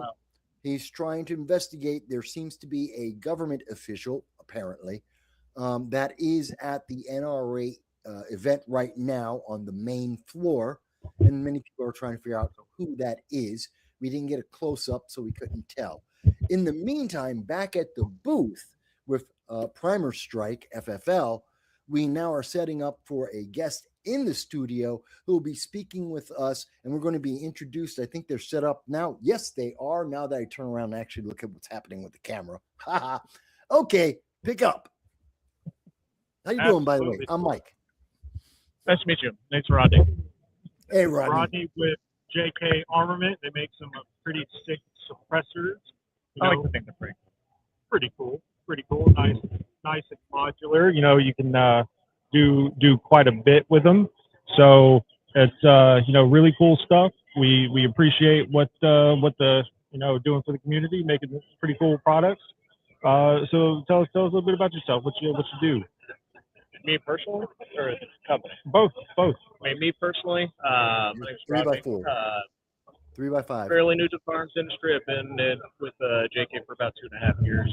Our national sales manager. My prior background, I was in the active duty Marine Corps for 5.5 years. Got out, started working for the Navy Reserve as a government employee or a GS employee for about 3 years. Came on to JK, and it's been fun ever since. Oh yeah, didn't know that previously. Thank you for your service. Thank you. Awesome, man. Awesome. What's some new and fun stuff coming from JK in the suppressor world? So I mean, we've got new stuff coming out all the time. We've been pushing a couple different things recently, especially our Pro Core series, which are 3D printed suppressors, or they're kind of a hybrid 3D printed. Mm-hmm. It's a 3D printed baffle stack. I wish I could roll one over, but 3D printed baffle stack with a machined tube. Nice. Because I'm sure, like we've talked about before, we have an unlimited lifetime warranty on all of our products. So, with typical 3D suppressors, some are designed to where they could still be repaired, but if you have like a one-piece suppressor 3D printed, if you have any major issue, can't really do much with that. Right, suppressor very after it's difficult. damaged. We made it to where the tube is still machined. We thread both ends, torque them together, weld them. So if we do have to replace the baffle stack, we can cut that weld, swap it out, put a new one on, re-weld, and send it back out to you. Awesome, love that. Because like 3D cans, one and done, and that's it. But Right. yeah, it seems the welded 3D printed component seems to be how a lot of people are going. That's really cool to see because yeah, you spend all this money on a can and you certainly don't want to like, oh well, something happened and I can't replace it. Right. So the repairability at a fraction of the cost or lifetime warranty, that's fantastic. Yeah, absolutely. I mean, especially once you're putting, you buy a suppressor, you put in that investment into it. It's already a hassle with doing all the paperwork, doing the fingerprints, handling all that. So, especially once you're spending around that $1,000 price point or more, that's definitely a pretty big hit once if you have to replace that. For us, our entry level 3D can is the Pro 4 Puff S6K. It's a Haynes 282 and stainless steel material on it. That comes in at $995. Very excellent 5x6 can. We actually just got the report back from Q Science a couple days ago, and we're in the top 5 5x6 suppressors that they've tested, which really appreciative of them. Absolutely, that's some high praise. Yeah, been super excited about that. Absolutely. What you got, Michael? Yeah, I got a question for you, Rodney, and for JK. Obviously, there's two things that you mentioned that really stand out for me, in particular because I'm in New York State. You mentioned that. Frank, can you raise his volume? What's that? The volumes are up. No, the volumes are good. His. Volume's good now. There we go. No. So in New York State, there's the question of both 3D printing and that it's a suppressor. Are you guys, for everyone, especially people who are in states that are real restricted, like New York, California, Illinois, are you guys able to sell with no problem, or are there modifications that are being done? How is that going? How do you feel? So we can't do much as far as actually selling to those states. If they're not, if the states don't allow NFA items, obviously we can't do much there. There are some exemptions, like with I think New York State, if you're a either current or former law enforcement, you technically can buy suppressors. Don't quote me on it. I live in North Carolina. I only know what I know, but like I've had some prior law enforcement officers reach out, and they do have the credentials to do it. We've sold suppressors, but for the other states, it's kind of a touch and go thing.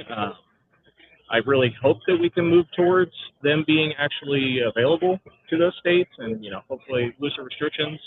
Like even right now, we've got someone from the ASA over at our booth, just kind of answering questions, which they're doing great work to make things better for everyone in the heading to a community member. Absolutely. But trying our best with it. If there's something that we can do to try and bridge the gap. Like I know we make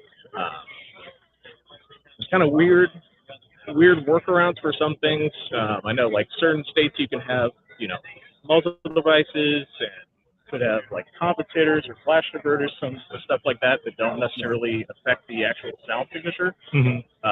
So I know with Savior Gear actually, they're based out of California.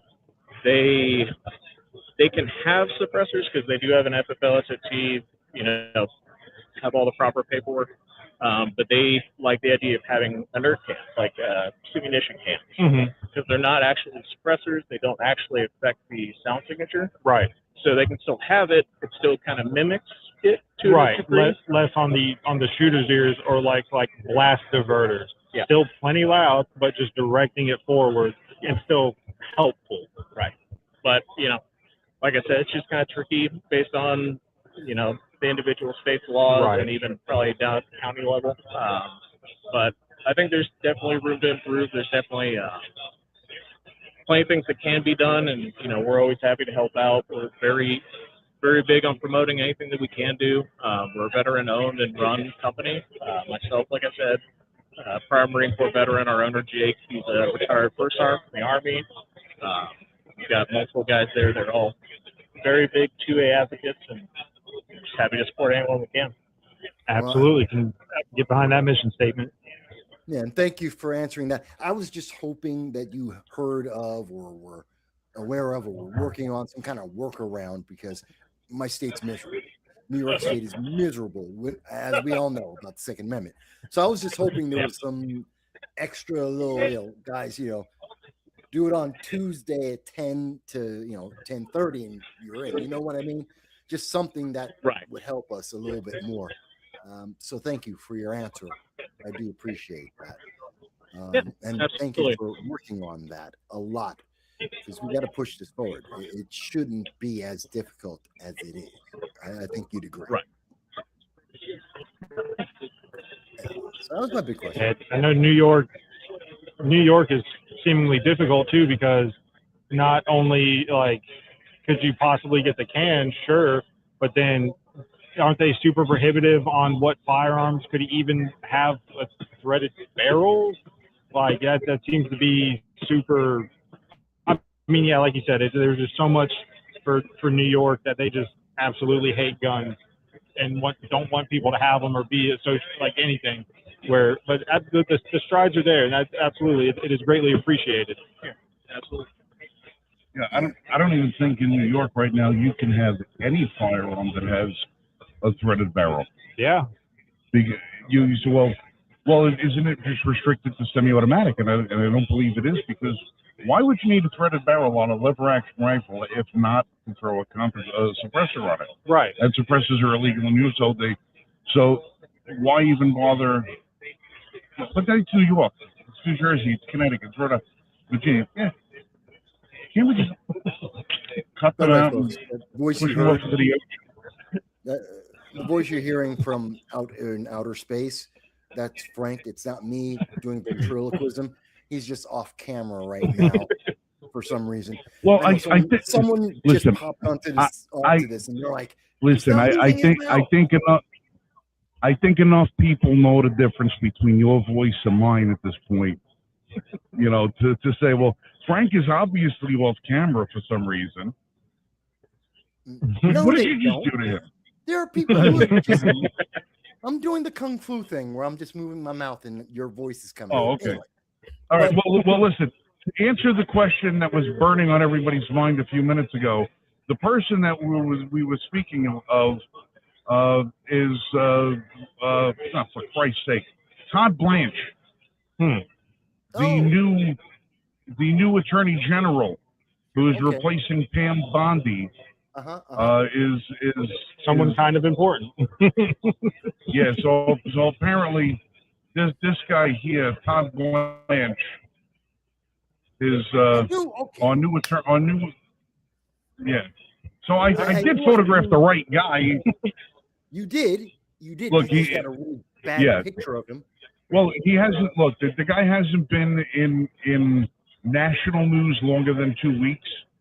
He's been in local news because of his previous election that he was running in.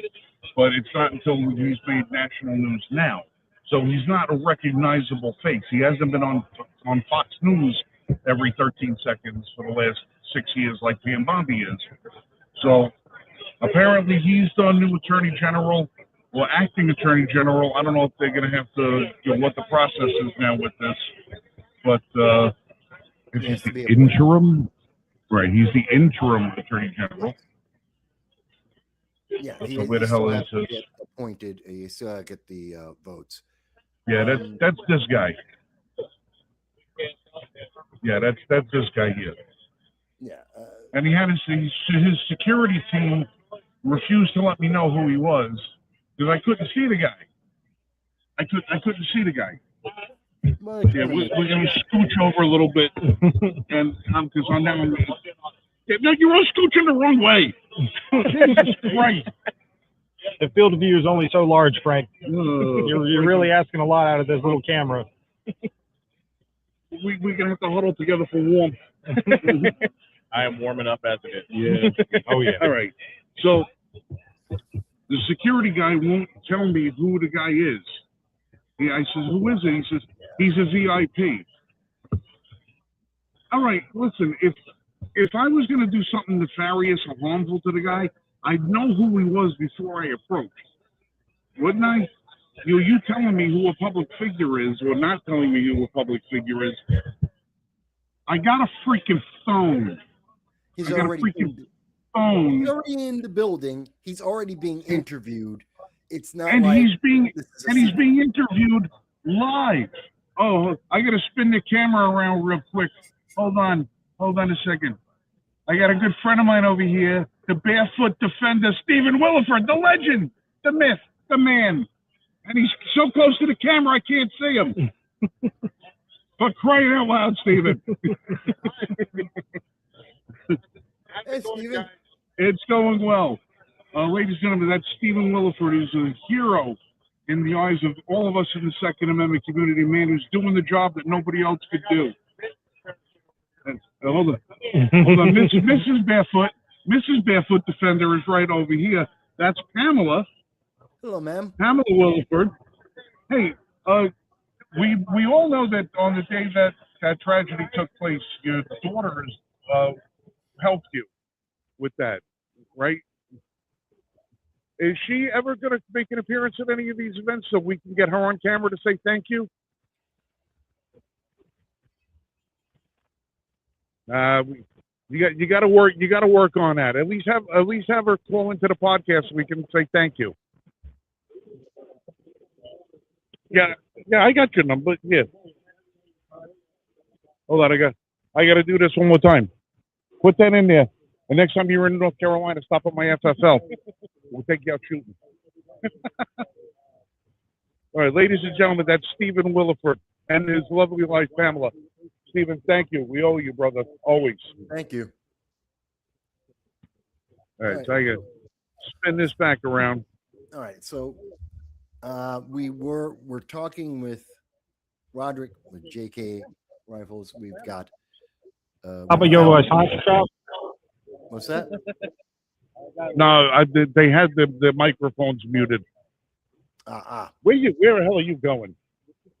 Actually, I don't know. Okay, JK's got to go sell suppressors. JK, I'm stop by. I want to take a look at your stuff on my own too. Thank you, brother. All right, so JK's got to get back over to his own booth, so he can go sell some stuff and pay for the enormous bill that NRA is going to charge him for having a booth here. There we go. Why is this number 3? I understand that. Because it's got a 3 on it. No shit. Well, what are you plugged into? I plugged them in 1, 2, 3. So why is this number 3? You're working out that confusion. Remember, folks, we have figured it out. So the dignitary, which I was saying had to be at the level of a senator, I was right. Attorney General, interim Attorney General. Just say, thank you, Mike, you were right. Because I was right. It was at that level. I didn't.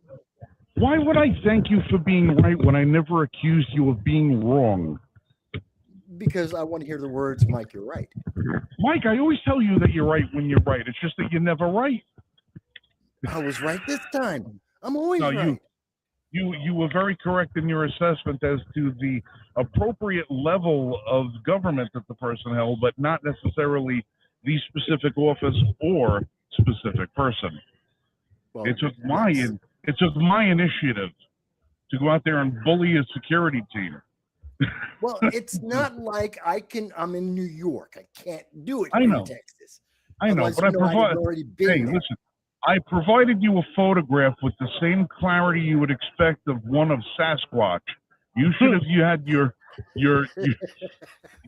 astute political mind, remedy that situation for us. All right, yeah. All right, but listen, the ladies and gentlemen, I spun the camera around. That gentleman and the young lady that was there, that was Stephen Williford. If you guys remember the Texas. Sutherland Springs church shooting a few years ago here in Texas. That was him?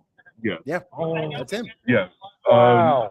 When the gunman left the church after killing, I think, 13 people, he got into a running gun battle because police had not arrived at the scene yet. He was going to be going to another church to go do another shooting. Stephen Williford ran out of his house barefoot with a handful of ammunition and his AR-15, And while his daughter commenced the driving of the vehicle, Stephen Williford and his daughter chased the gunman down in a running shootout, and Stephen Williford was able to put this man down before he was able to hurt anybody else. And he did that. You know, he just ran out of his house barefoot with a gun. And another example of the, you know, that they keep telling us that the good guy with a gun is a myth. That's reality right there. That's Stephen Williford. The man did what we would hope any one of us would do under the same circumstances. Stephen Williford was called on to do it and did it. So we owe him a debt of gratitude, not only for saving the lives that he saved, but for once again proving that a good man with a gun can make a big difference. And for that we're appreciative. And here's our buddy, our good friend Fred Kelly from Binghamton, New York. Fred Kelly is calling in to say hello. Hey, bud, Fred, we miss you. We love you. Can't wait to get you down here for a visit, Pops. We got a lot of things to go do. That's so good, friend. All right, last time I was with Fred, we went shooting. I had a company call. I had a company send me a couple of signs, a couple of steel targets. And I said, listen, we're going to use this as promos and stuff like that. So they had cut me a piece of steel with their name. And behind it, they put another piece of steel. And it was a blue target with a yellow target behind it so that you could read the name of the target company. And we had that up on top of the target stand as Fred was firing my 500 Magnum. And I said, shoot anything you want, but don't shoot that other target. Don't shoot the nameplate. First shot, right in the middle of the nameplate with that 500 Magnum. So, and it was funny because in prepping for getting this all together and going through some of my boxes to get my stuff together, the round that we extracted from that steel plate was in one of the boxes in a little bag, so we kept it separate. That little 500 Magnum round is now mounted on the shelf in the wall at Primer Strike FFL. So there's a little piece of Fred. Freddie's in the shop waiting for him to come down and see you. Well, that's sweet. That's a nice little memory there to share with everyone. Gotta love that. Well, you know what it is. Part of having a store is, you know, it's an extension of myself. It's an extension of my family. It's an extension of the things that we love and that we do. I want a lot of personal touches in the store, but I don't want it to be like my personal collection. Little things here and there that just mean something to somebody. You know, that means something. And then there maybe is a little story behind it, maybe there's not. But just these little things, as I'm there working, I'll be able to see these little things and remember why it is I'm doing the things I'm doing. You know, and those things are always important. And hey, we have another third person that stopped in to say hello. That's a Lore Rai. I don't know how to say that, but it's 4606. 4606 is over there saying hi. Hi, 4606. All right, ladies and gentlemen, that's my girlfriend Lori. She jumped in to say hello. So she could have said something more, but she just said hi. But that's okay. The fact that she's watching me for you at least. So that's a good thing. Yeah, I love that. I've just been handed. I feel like a news report. I've just been handed an alert from the news desk. What, is Blanche going to come over and talk to you? Give you a stern talking to? No, we have Dalen is doing a pre-interview right now to find out what this is about. It looks like we have somebody who's going to be promoting a book, and we're going to see if we can't get him on the show tomorrow. Oh, that'd be cool. Books are always nice. Yeah, because we're going to be wrapping up in 10 minutes, so I don't really have enough time to really talk about a book right now. But we'll have him on the show either tomorrow, or we'll do it or a recorded interview. Get the federal AG on. Tell Blanche that this is for primary. Well, I'm strapped to the desk here with the headphones and the microphone. I got to go chase the guy down. He probably made one appointment to do one interview. He did a quick hit and he ran. He did a Don Jr. on us. At least Don Jr. walks the floor for a little bit because he actually likes guns and he shoots and stuff like that. Well, he's the AG. He should get his face out there, which means he should. I mean, it's a photo op. That's why he's doing it. Stop by, and I'm saying this to him, not you. But I know. Press pool should be gone. What are you talking about? Get seen. That's the point. Get seen. They would want people like you on the scene to get a picture of him at least walking past them, you would think. Well, part of the thing is, the gentleman that he interviewed with, we'll say is a known quantity. Okay. You know what I'm saying? He's a known quantity. It's going to be a favorable appearance. It's going to be a welcoming appearance. You know how I've done that. Nice enough that you're getting through the door, and then I'm going to hit you with the first hard question, and you're not going to be prepared for it. I hit people with questions. You hit people with questions. We're not necessarily the friendliest of interviews when it comes to it because we ask for hardball stuff. I would be asking the guy, hey, there's like 4,000 people in the country that need to be like arrested like 6 years ago. Are you actually going to do any of that, or is we just going to, keep telling you, it's coming, play by the book. It's 5D chess. I'm tired of people telling me it's 5G chess. I want to see shackles. I want to see orange outfits. I want to see paddy wagons and parades of people getting escorted into a prison. That's what I want to see. That's what America wants to see. And if we have an AG that's not going to ensure that we're going to see that, an attorney general can bring the case, can present the case, can try the case, but he can't guarantee the outcome of the case. Sure, but I need the cases to be right. I need the cases to be brought. Not bringing a case is the same as somebody walking. You either try or don't try. Because you remember, what was the excuse that the last douchebag attorney general said when talking about why they didn't bring the case against Hillary? We didn't feel that we could get a jury to convict this person. That's not your determination. Your determination is to present the case. Whether or not the jury's going to convict or not is dependent upon the strength of your case. You said there was enough evidence. You said that you could charges would go, but you didn't think you'd be able to get a conviction. Put it in the hands of the jury and let the jury decide if you're going to get the conviction. Honestly, because if you're not going to, I would rather you get up at bat and take a swing and strike out.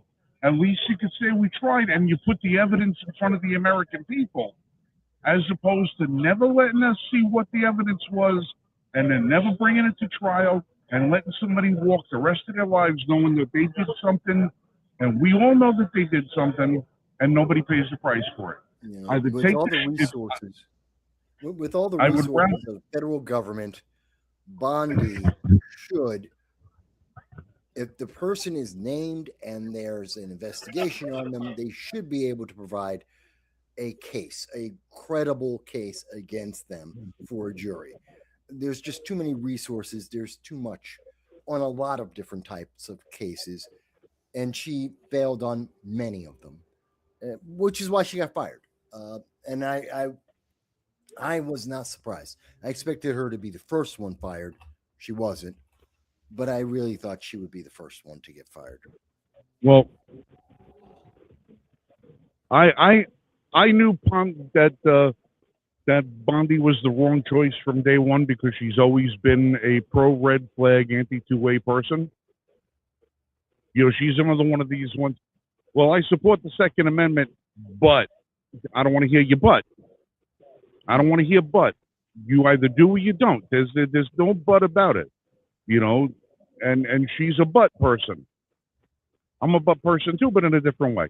But she's just the absolute wrong person for the job. knew she was the wrong person for the job. But again, Trump deferring to his people who recommend stuff, decided to let somebody else convince him of who he was supposed to hire for the job, and we lost. How far along into this administration? Well, pretty much we're into the dead zone. What I mean by that is Donald Trump is a technical lame duck. He can't run again. Yeah, well, we're a year and a half into a 4-year term in which he might have a good possibility of losing either the House or the Senate or both. And he put the ability to try and convict and investigate all of these people into the hands of somebody who had no intention of doing any of it. And now, if they lose the House or the Senate, they're going to turn around and every investigation, every hearing, all this dog and pony shit is going to stop. But more importantly, there's not going to be any reason for anybody to think that a lame duck administration is going to bring charges against these people. Yeah, if the House and everybody is going to walk like none of these atrocities ever took place. Well, it's literally if the House goes House or Senate, but realistically, it's going to be the House. Republicans at this moment, Republicans look to hold the Senate. The House is maybe +3 for Democrats. They'd win by 3 seats, but that's enough that literally, no matter what the Trump administration, under any, doesn't matter who the AG is, no matter what they want to do, nothing else will happen. If Democrats win, every single policy agenda, every issue, every criminal, everything stops. That's why I say it's dead, because literally you'd have to be bringing things to the court now so that you could prosecute them in a year. You have to be everything right now. Everything takes time, and they wasted 40% of this administration's period of that time. The allocated time, 40% is out the window. Now we got this guy coming in. He's going to have to clean up the mess, work 5 times faster, to even try and hopefully get one single, case adjudicated. Dalen's got something for us. Dalen, what do you got for us? So we got company Two Grunts Inc. They have the owner. Okay, you went silent. Well, he's talking on the other side. You're going to have to fill in. I'm deaf, so he's my interpreter. Basically, so while he's figuring... I'm spinning around. Introduce yourself to the camera right here. Hello. Jason Strong. I work for Two Grunts Inc. It's founded by 2 Marines. One of them was a former police officer, and basically we create. The AR-15 it's a great platform. We're not trying to reinvent the wheel. We're just trying to make longevity, make something more reliable. You can beat the hell out of our rifles, and they're going to last you. We have lifetime warranty on all our parts. We're going to get 15 to 20,000 rounds out of our barrel, 50,000 rounds out of our bolt carrier group. We have stainless steel in the buffer system to get rid of micro fracturing. Anything we see that starts to fail, we want to improve upon that, because we want something that's going to be a duty rifle built to last you a lifetime. What booth are you guys in here? 17 something. 1776. That would be fantastic, but I don't think that's it. No, that's right. I'll look you guys but up. Matt's right over here finishing up an interview in a minute. If you guys want to talk to him. Well, we're going off air in 2 minutes. Okay. Right well, now. We'll be here tomorrow too. Well, we'll get you tomorrow, and we'll stop by the booth and we'll do an in-booth stuff so we can do something pre-recorded so we can show you rifles, because we can't bring them in live. Okay, so we're over by the Silencer Company on the 1700 block towards this end. All right. Sounds good. Cool. And I don't like these new headphones. My standard headphones only have one wire on them, so I could move around. Right. And every time I turn around, my free hand is catching my wire, and I'm strangling myself. All right, so that is Two Grunts Inc. That's Jason Strong from Two Grunts Inc. We're gonna bring these guys on tomorrow, and maybe we'll do something pre-recorded before the crowd gets here tomorrow, so we can Sounds good. get it in. And you're in the 1700 block, right? Yeah. On this end, right diagonal from Silencer Co. Big booth, hard to miss. Yep. Hard to miss. Cool. Appreciate This you. is Thank how you. See you we tomorrow. get things done, folks. Of course. This is how it gets done. You got to take the opportunities as they come. Well, that's it. Listen. I know Dalen knows. We know 100 different companies that all build ARs. We have our stuff. Dude, Dalen just finished building 2 of his own friggin' ARs. I build. We all. But every company out there has got their own taste, their own flavor. They do their own little something special. And these are people that are putting good stuff together out of good components. They're providing jobs. These are American companies using American parts, and if we can do something to help facilitate their success, we're happy to move that ball along. And absolutely, because like all their rifles for Two Grunts Inc. 223 Wild, 14.5, fantastic. 1-8 twist, awesome. Mid-link gas system, perfect. So you already got the better barrel, the mid-link gas system, so your cycling's a little better, so it'll be a little smoother. We're using the Veltor A5 buffer system, which I personally am using the BCM Mark II, which is very similar, but just from BCM on my 5.56.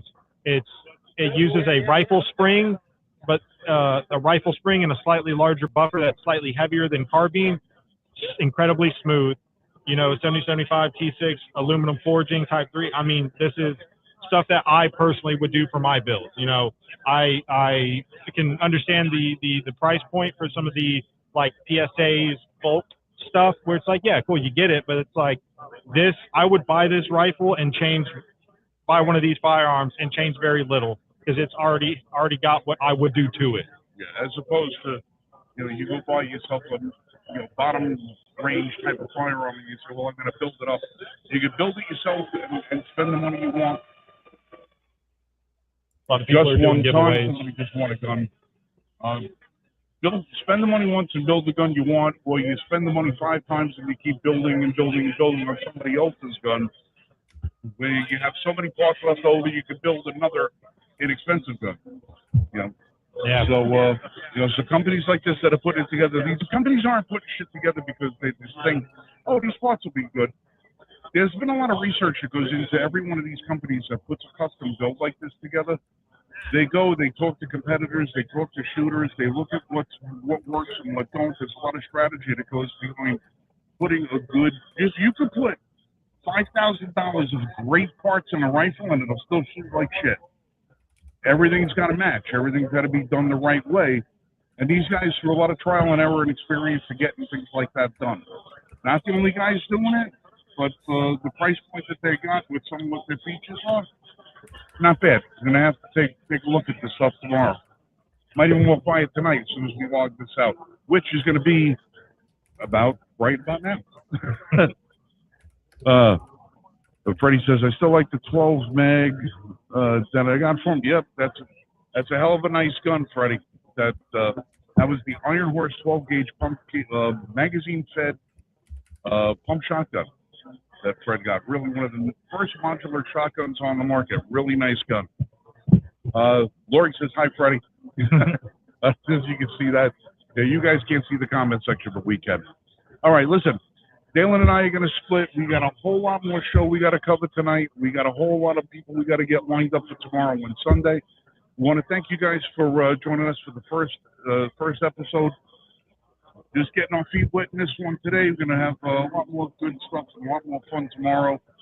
For everybody that showed up at the show today, thank you very much. There's some people over there we're going to talk to. Here. I want to show you the world's largest gun bunny. His words, not ours. His words, not ours. All right. That guy right there, that's my friend. That's Tony Simon. He can't hear me because he's got his earmuffs on. He almost looked this way.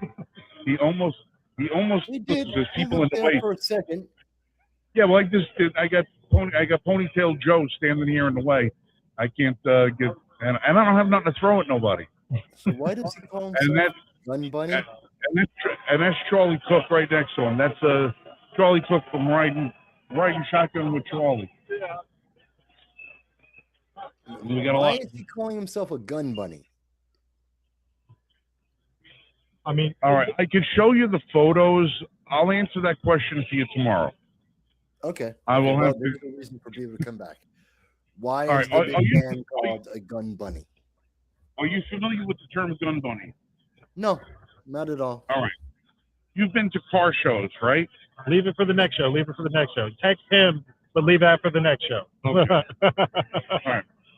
If you've been to a car show, You just cut. you know. Dylan's going to get it. Anyway, go on. I was going to say, you know what a car bunny is? No. I've been to car Oh, shows. Ring, You're talking about the ring- girls think of- walking around?